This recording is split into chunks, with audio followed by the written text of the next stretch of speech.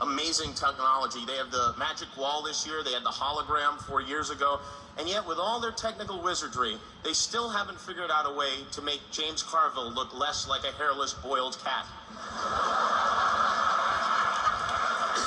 Quite a few cable news anchors wrote books this year. Chris Matthews of MSNBC wrote a biography of JFK.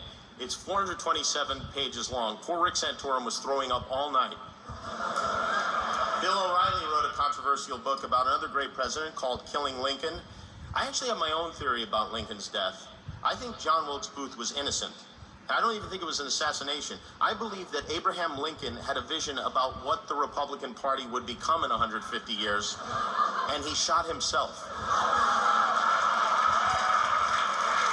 Is the Fox table laughing, or did Rupert Murdoch hack into all my jokes already? Some people think Rupert Murdoch was intentionally trying to appear to be confused when he testified in front of the British government, but I don't know. The man is 81 years old. I think you have to know how to use a cell phone before you can figure out how to hack into one. Rupert Murdoch paid $580 million for MySpace. Clearly, he knows nothing about technology. Fox News is the grumpy old man of cable. Loud, stubborn, a little bit out of touch with reality, just had a mole removed. Is the Fox mole here, by the way? I'd like to take a moment to salute the Fox mole. Were it not for his brave sacrifice, the world may never have known that the bathrooms at Fox were overdue for renovation. Leaking 2 videos and getting caught right away doesn't make you a mole, it makes you a freckle. As a result of all the success Fox News has had, MSNBC has moved a bit to the left of Hugo Chavez lately. MSNBC has a very big star now in Rachel Maddow. Rachel hosts her own show.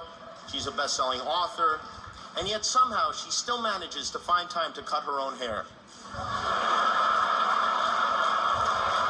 The Rachel was a very different hairstyle when Jennifer Aniston had it. Rachel Maddow also wrote a book. In it, she argues that the unchecked expansion of executive power since Vietnam has resulted in a country that is perpetually at war, which comes at disastrous cost, not only financially, but to the very ideals on which the United States was founded. Women, nag, nag, nag, you know? There are a lot of very big celebrities here with us tonight. Uggy is here. Uggy's the dog from the movie The Artist. Uggy is amazing. He can roll over on command. He's a Democrat. Uggy, I have some advice. If Mitt Romney ever invites you to go for a ride, call shotgun. And if the president tries to butter you, run. Last week we learned that the president's 2 favorite steaks are ribeye and seeing eye. You know you don't have to reveal everything in an autobiography, right? I mean, you can leave some things out. When you go to a dog park, is it the same as when we look at a tank full of lobsters? The president was very candid in an interview with The Atlantic a couple of weeks ago when he called Kanye West a jackass.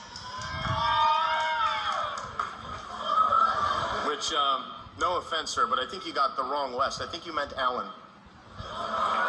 Do all Wests look the same to you? George Clooney is here tonight. Tomorrow he's set to appear before Allen West in the House Un-American Activities Committee. George is hosting a fundraiser event for the Obama campaign. For $3, you can enter a raffle, and the winner gets to have dinner with the president at George Clooney's house. And I for one, have always dreamed of eating a Hot Pocket with the president and Batman. And now I can do it for only $3. And if you don't win the raffle, remember, you can still win dinner with George himself if you are a 6'1" blonde with a perfect body. Sully Sullenberger. Where is Sully Sullenberger? I met him outside the... Sully, would you do us a favor? Would you mind driving Lindsay Lohan home? Make sure you don't run into a goose, especially a gray goose.